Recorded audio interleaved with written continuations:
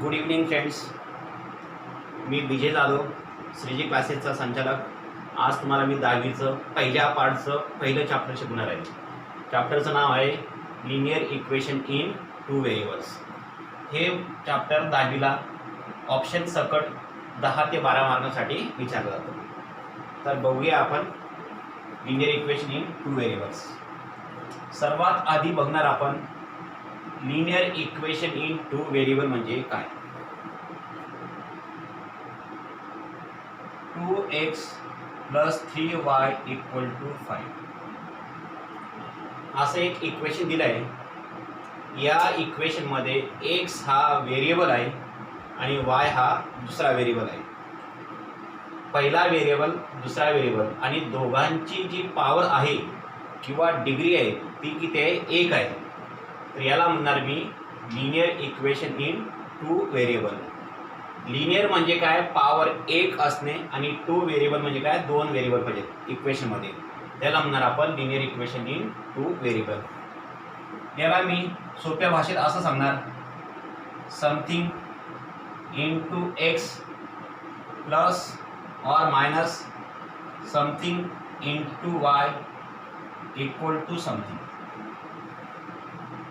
या तिन्ही बॉक्समध्ये कोणताही नंबर असू शकतो, परंतु या 2 बॉक्समध्ये दोघांपैकी इथं किंवा इथं 0 असायला नको. इथं 0 चालेल, परंतु इथं किंवा इथं 0 असायला नको.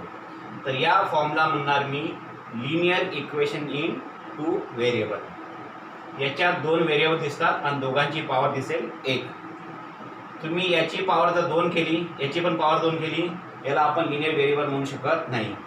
किंवा 3/x + 4/y = 7 असं जर असेल, मग तुम्ही म्हणणार व्हेरिएबल तर 2 आहे, पॉवर पण 1 आहे, मग याला आपण linear equation in two variable म्हणणार का.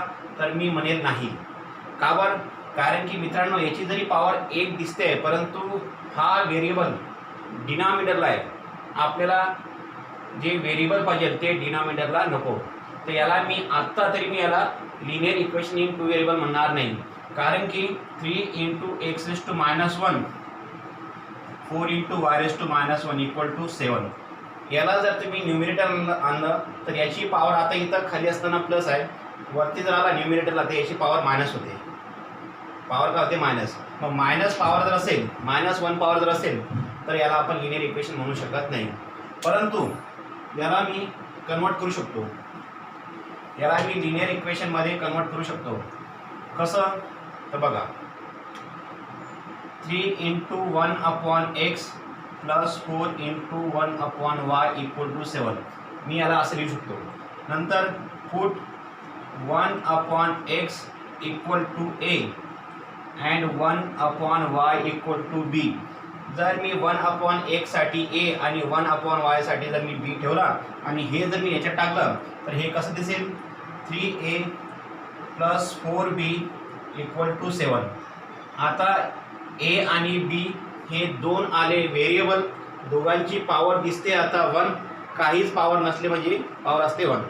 तर आता मी याला म्हणू शकतो linear equation in two variable. 2 variable आहे, दोघांची पॉवर काय, 1 आहे. परंतु या कंडिशनला म्हणू शकत नाही, आता म्हणू शकतो. म्हणजे असं जर असेल तर मी असं कन्वर्ट याच्यामध्ये आपण लिनियर इक्वेशनमध्ये त्याला करू शकतो. ठीक आहे. परंतु समजा हा जर 3x² + 4y² = समथिंग असेल, स्क्वेअर असेल, तर याला मी लिनियरमध्ये कन्वर्ट करू शकत नाही. का बरं? याची पॉवर मी कमी करू शकत नाही. असं असेल तर असं करू शकतो, परंतु याला मी असं करू शकत नाही. त्याच्यामुळे याला आपण linear equation in two variable म्हणणार नाही. ठीक आहे. तर तुम्हाला लिनियर इक्वेशन इन टू व्हेरिएबलची कन्सेप्ट कळली असेल, तर मग याची डेफिनेशन कशी असेल. मग याची डेफिनेशन आपण अशी बनवणार, it is an equation of two variable having degree or power. याला डिग्री म्हणतात किंवा पॉवर म्हणतात. 1 is called linear equation in two variable. म्हणजे ज्या इक्वेशनमध्ये 2 व्हेरिएबल असेल आणि त्यांची पॉवर किंवा डिग्री ही 1 असेल, तर त्याला म्हणणार मी linear equation in two variable. ठीक आहे. मग इथं प्लस असेल किंवा मायनस असेल तरी चालेल. पुढं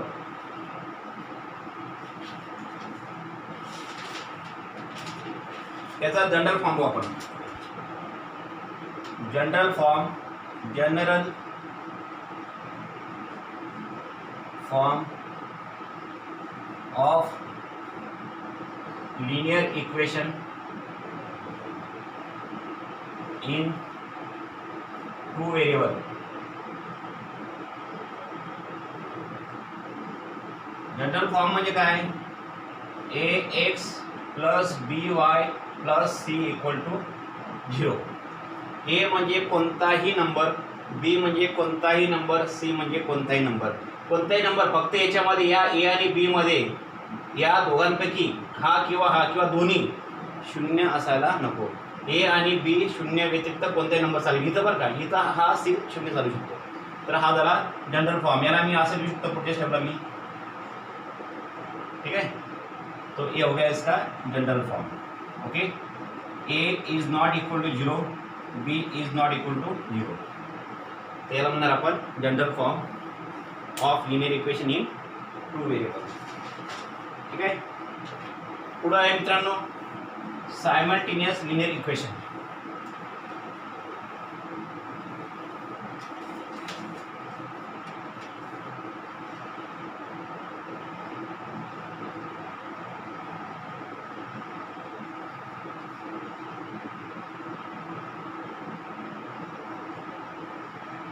सायमल्टेनियस लिनियर इक्वेशन म्हणजे काय?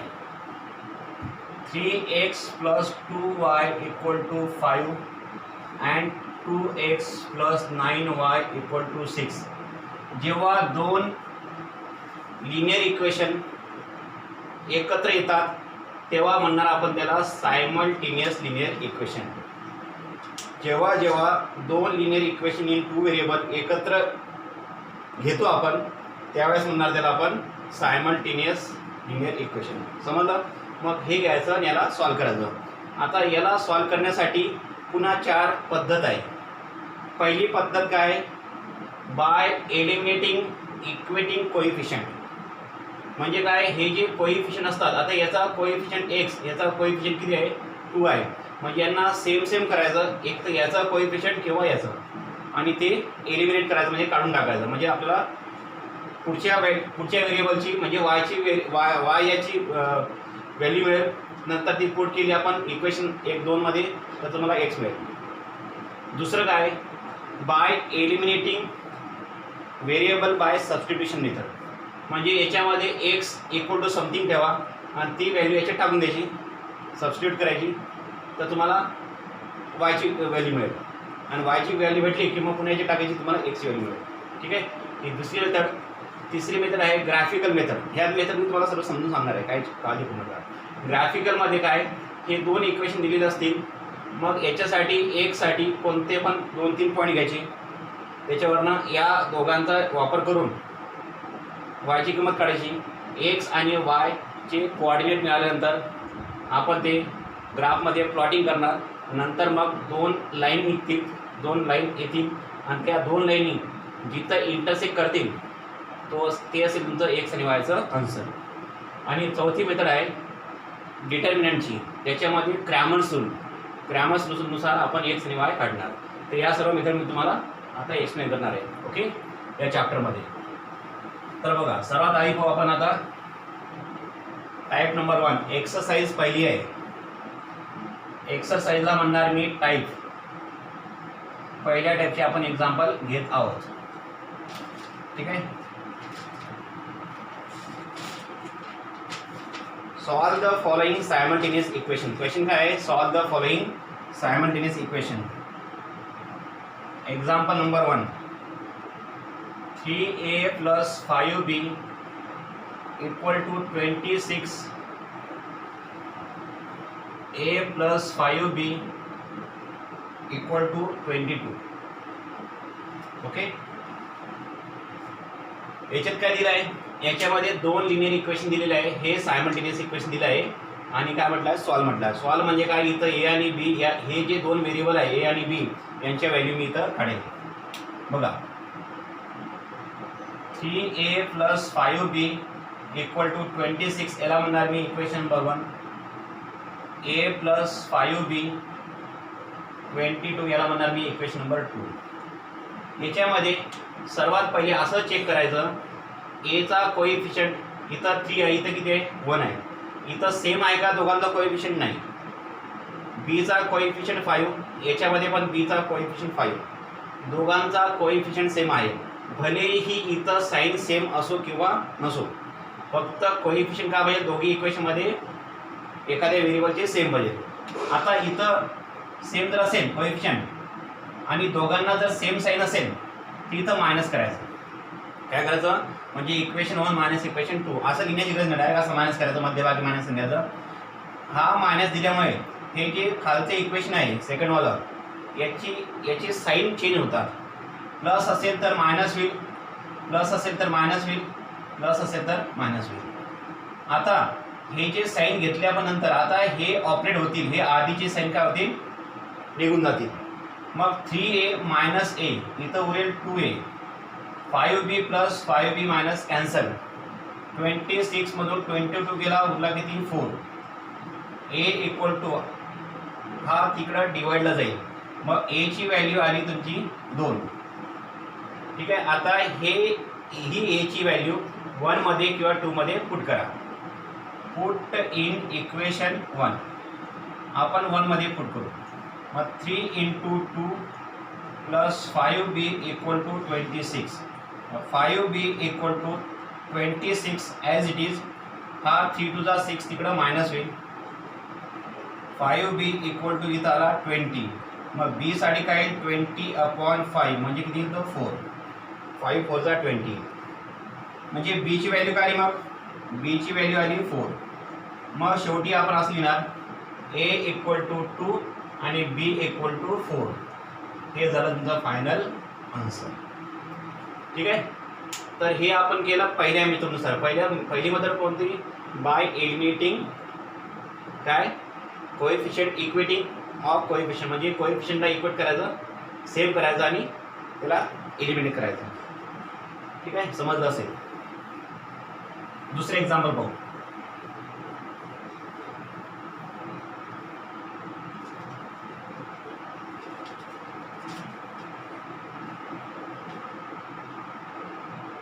To x minus 3y equal to 9, 2x plus y equal to 13 असं एक्झाम्पल दिलं आहे. याला पुन्हा 2x minus 3y equal to 9ला म्हटलं equation 1, 2x plus y equal to 13ला म्हटलं मी इक्वेशन 2. या दोघांचे कोएफिशियंट दिसत आहे सेम. सेम असेल तर इथं मायनस करणार, मग हा मायनस होईल, हा सुद्धा मायनस होईल, हा सुद्धा मायनस होईल. हे दोघी cancel. -3 minus y minus 4y minus 3 आणि इथं -1. 9 मायनस 3 म्हणजे उरला किती 9 मायनस 13 म्हणजे -4 येईल. 13 मधून 9 मायनस करा. 1 प्लस 1 मायनस असेल तर ऑलवेज मायनस करायचं आणि मोठ्या नंबरचं साईन द्यायचं. मग y इक्वल टू -4/-4. y किती 1. Put in equation 1.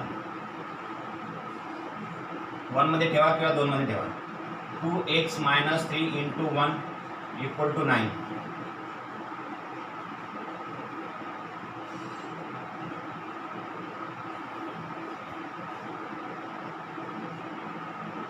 मग x द्याला 6. 3 1 जा 3, 3 मायनस 3 तिकडे काय प्लस 9 आणि 3 12, 2 डिवाइडला गेला 6. म्हणजे इक्वेशन आपलं आन्सर काय आलं तुमचं, x ची व्हॅल्यू 6 आणि y ची व्हॅल्यू 1. ओके, हे झालं तुमचं फायनल आन्सर. पुढं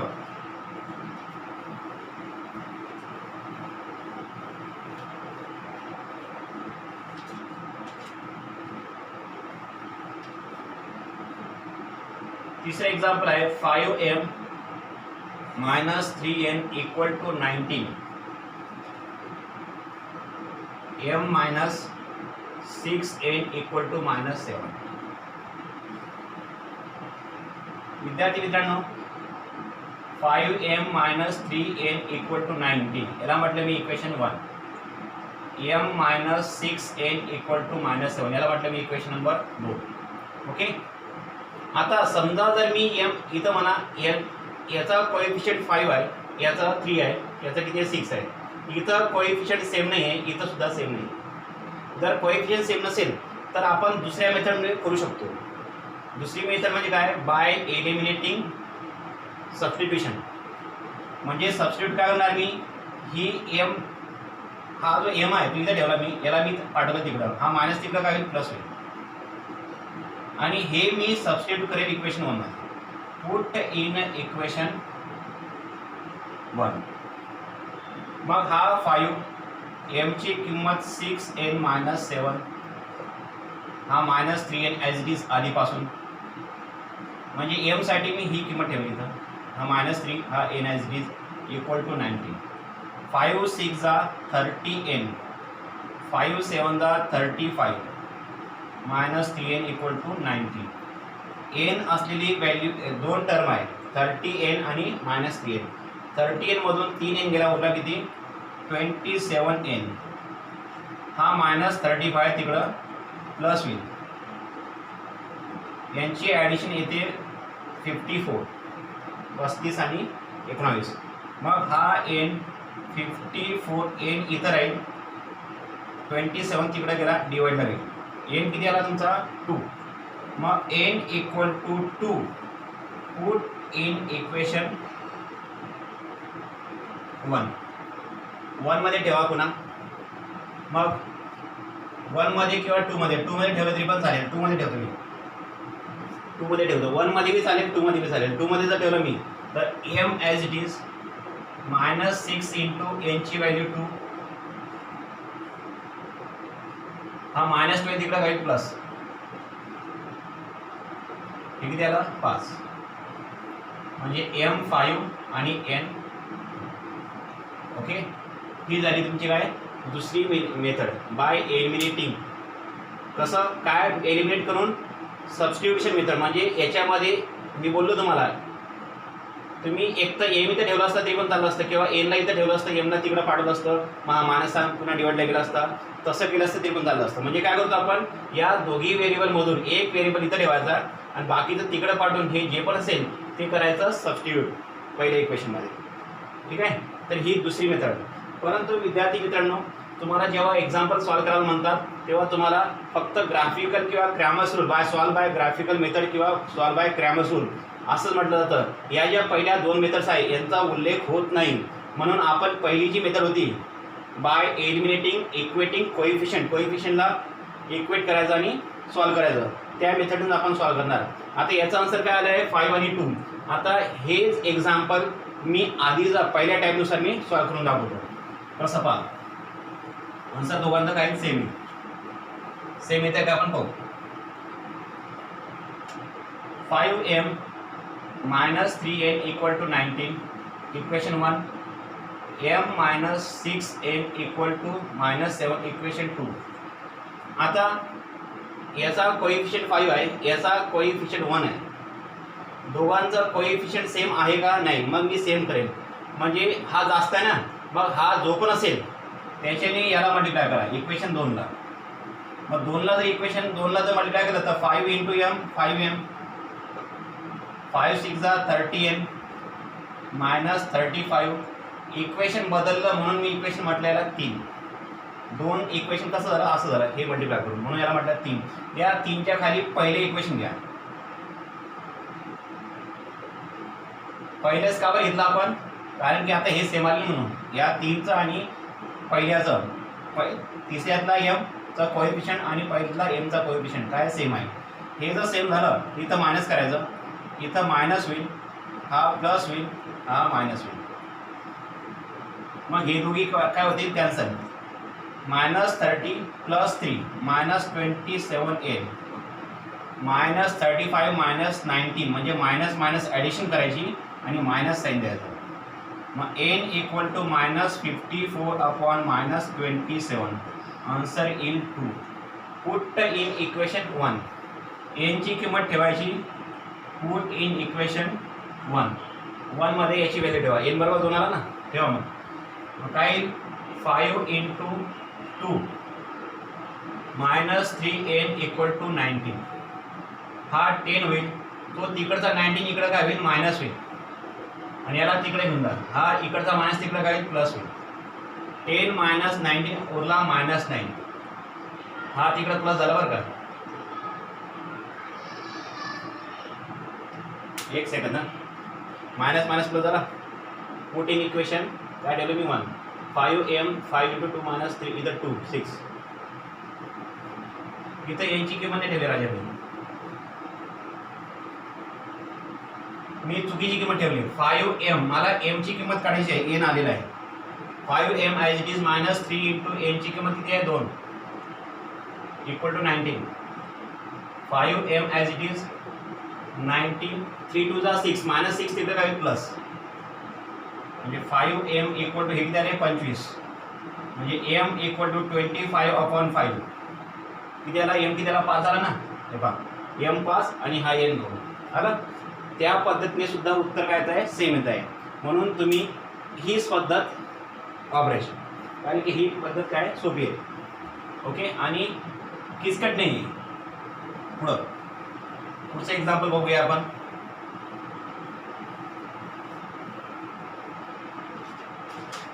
पुढचं एक्झाम्पल असं आहे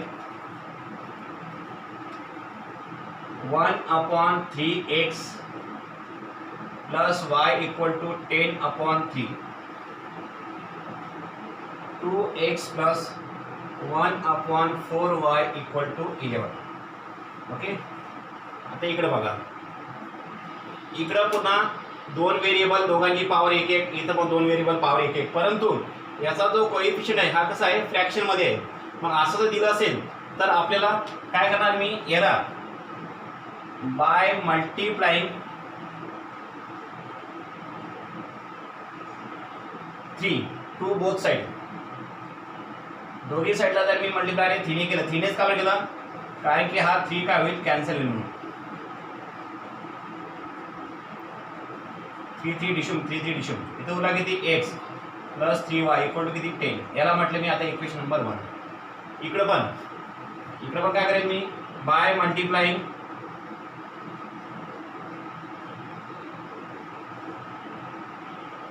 काय करतो 4 करतो 4 टू बोथ साइड. मला वाटतं इथं पण आपण 4 आहे 11/4 आहे एक्झाम्पल मध्ये 11/4 आहे 11/4 आहे एक्झाम्पल मध्ये. ठीक आहे मग 4 ने मल्टिप्लाय केलं तर 4 × 2x + 4 × 1/4y = 4 × 11/4. हा 4 4 डिशम 4 4 डिशम इथं किती 8x इथं किती आला y इथं किती 1. याला म्हटलं मी इक्वेशन नंबर 2. आता पहिल्या खाली घ्या इक्वेशन 2. हे पहिले इक्वेशन याच्या खाली दुसरे इक्वेशन घ्या. आता विद्यार्थी मित्रांनो पुन्हा या दोघांचे कोएफिशियंट सेम नाही याचे पण सेम नाही. मग एक तर 8 ने याला मल्टिप्लाय करा किंवा 3 ने याला मल्टिप्लाय करा काही करू शकता तुम्ही. एक तर y सेम करा किंवा x सेम करा. समजा मी y सेम केलं y जर मी सेम केलं तर हा 3 इथं मल्टिप्लाय करेल कोणाला या दुसऱ्या इक्वेशनला 3 का बरं याचा कोएफिशियंट 3 × 8 24x 3 × y 3y 11 3 जा 30. याला म्हटलं मी इक्वेशन नंबर 3. इक्वेशन बदललं म्हणून 3 म्हणा. याच्या खाली पहिलं इक्वेशन घ्या पुन्हा. ओके मग आता पाहिजे सेम आलं की इथं मायनस करायचं. जेव्हा हे दोघी सेम असेल ना दोघांना सेम साईन असेल तर इथं मायनस करायचं. मग याच्यामुळे हा मायनस होईल हा मायनस होईल हा मायनस होईल. मग हे दोघी का होतील कॅन्सल. 24 मधून 1 गेला ओला किती 23x 33 मधून 10 गेला ओला किती 23. मग x किती आला हो 1 कसा 23/23 x आला 1. Put in equation 1. याला ठेवलं मी इक्वेशन 1 मध्ये. आता इक्वेशन 1 मध्ये जर ठेवल्यावरती इक्वेशन 1 हा आहे ना तुमचा x ची किंमत 1 3y = 10. x ची व्हॅल्यू ठेवली 3y ॲज इट इज = 10. मग हा 3y ॲज इट इज हा 1 तिकडे गेला मायनस होईल.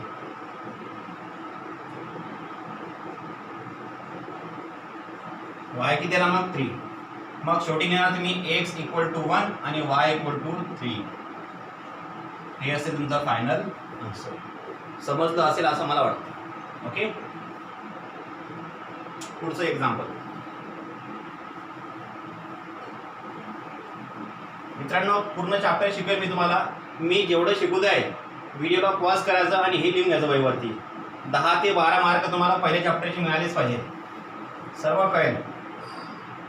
ठीक आहे, एकाच व्हिडिओमध्ये सर्व येणार नाही म्हणून बाकीचं मी उद्या घेणार आहे. फक्त आता एक एक्झाम्पल घेतो मी, नंतर मग बाकी उद्या घेऊ आपण. दुसरी मेथड जी आहे ग्राफिकल मेथड मी तुम्हाला उद्या शिकवेल. पुढचं एक्झाम्पल 5 नंबरचं 99x plus 101y equal to 499. 101x plus 99y equal to 501. Okay, असं एक्झाम्पल दिलं आहे. हे आजचं शेवटचं एक्झाम्पल असेल. टोटल 6 एक्झाम्पल दिले आहे. याच्यानंतर आणखी एक एक्झाम्पल असेल जे मी तुम्हाला HWला देईन. नंतर इथं पहिल्या टाईप संपेल, एक्सरसाइज 1.1 समथिंग. मग ग्राफिकल मेथड मी तुम्हाला उद्या शिकवेल. ठीक आहे, त्याच्यासाठी मला ग्राफ लागेल, पण मी याच्यावरती तुम्हाला शिकवेल. बरोबर, इकडं बघा. आता हे जे बी दिलं असेल 99x plus 101y equal to 499, याला म्हटलं मी equation 1. 101x plus 99y equal to 501, याला म्हटलं मी 2. आता विद्यार्थी मित्रांनो, पुन्हा हे दोघी सेम नाही, हे पण सेम नाही, परंतु एक गोष्ट लक्षात घ्या, एक्सचा कोइफिशियंट आणि वायचा कोइफिशियंट हे असे क्रॉसवाले सेम दिसत आहे, हे असे पण सेम दिसत आहे. असं जर सेम दिसत नसेल तर तुम्ही जर विचार केला की 101ने आपण याला मल्टिप्लाय करू आणि 99ने याला मल्टिप्लाय करू, हे नंबर जर छोटे असते तर आपण असं केलं असतं. परंतु आता जर असं केलं तर आन्सर येईल, परंतु एक्झाम्पल हे क्रिटिकल होऊन जाईल, कॉम्प्लिकेटेड होऊन जाईल, म्हणून तसं करायचं नाही. मग काय करायचं, असे मोठे नंबर जर असेल तर दोघांची ॲडिशन करायची आहे. काय करायची, दोघांची ॲडिशन करायची. तिसरं इक्वेशन मिळवायचं. कसं पहा, दोघांची ॲडिशन करा. 99 आणि 101 200, ॲडिशन आली 200. 101 आणि 99 200. 501 आणि 499 दोघांची ॲडिशन आली 1000. मग याला 200ने मी डिवाइड करतो बाय डिवायडिंग 200. जर केलं तर x plus y equal to इथं काय मिळेल 5. काय केलं मी, बाय डिवायडिंग 200. ओके, याला म्हणणार मी इक्वेशन नंबर 3. ओके, आता मी हे जे दिलं असेल 99x plus 101y equal to 499. 101x plus 99y equal to 501. याला 1 म्हणा, याला 2 म्हणा. याचं करायचं मायनस. मायनस केलं की हे साईन बदलतं, हा मायनस होईल, हा मायनस होईल, हा सुद्धा मायनस होईल. 101 मधून 99 गेले, बोला किती 2. एक निगेटिव्ह असेल आणि एक पॉझिटिव्ह असेल तर ऑलवेज करायचं मायनस. मोठ्या नंबरमधून छोटा नंबर मायनस करायचा, किती आला 2, आणि मोठ्या नंबरचं साईन द्यायचं. इथं पण मोठ्या नंबरमधून छोटा नंबर मायनस करा, 2 आला, मोठ्या नंबरचं साईन प्लस. इथं पण मोठ्यामधून छोटा मायनस करा, 2 आला, मोठ्या नंबरचं साईन मायनस. आता मित्रांनो, याला 2ने डिवाइड करा किंवा -2ने करा. -2ने डिवाइड केलं ते पण चालेल आणि नाही केलं असं केलं ते पण चालेल, परंतु डिवाइड करून टाका म्हणजे सोपं होऊन जाईल आणखी. मग बाय डिवायडिंग -2 जर केलं मी, -2 केलं तर हा -2 डिशून इथं उरला किती x. -2ने केलं तर हा प्लस मायनस काय होईल, मायनस होईल, -y आणि इथं काय 1.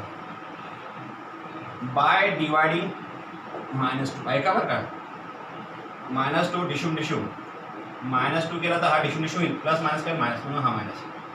-2 मायनस मायनस प्लस 1. कळलं काय?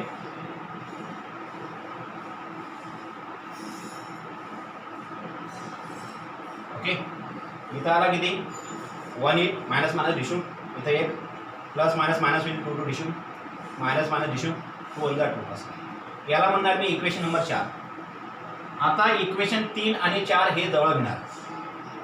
x plus y equal to 5 equation number 3 आणि x minus y equal to 1 equation number 4. हे असं घेतल्यावरती विद्यार्थी मित्रांनो, हे पहा यांचा दोघांचा कोएफिशियंट सेम दिसत आहे आणि या दोघांना काय अपोजिट साईन. कोएफिशियंट सेम असेल आणि साईन जर अपोजिट असेल तर प्लस करायचं. मग हा प्लस मायनस काय डिशून येईल, x आणि x 2x, 5 आणि 1 6. मग x आला तुमचा 3 कसा 6/2. मग put in equation put in equation 3 और 4. लक्षात घ्या, हे जे इक्वेशनची व्हॅल्यू येईल, एक्सची व्हॅल्यू येईल, ती या दोघांमध्ये पुढे टाका, 3 मध्ये किंवा 4 मध्ये. 1 मध्ये टाकू नका. 1 मध्ये टाकल्याने सुद्धा आन्सर येईल, परंतु ते थोडंसं मग कठीण होऊन जाईल, म्हणून इथं टाका ते. मग एक्सची value 3 plus y equal to 5. मग y equal to 5 minus 3. Y किती आला? 2. म्हणजे एक्स आला तुमचा 3 आणि वाय आला तुमचा 2. हे असेल तुमचं फायनल आन्सर. एक्झाम्पल आवडलं असेल, समजलं असेल आणि एक एक्झाम्पल या टाईपचा असेलच पेपरमध्ये. ठीक आहे, तुम्हाला एक एक्झाम्पल मी घरी गिफ्ट देतो, म्हणजे होमवर्कला देतो, आणि बाकीचं घेणार मी आता पुढच्या लेक्चरला. ओके, व्हिडिओ मोठा होऊन जाईल म्हणून मी इथं थांबतो आहे आज.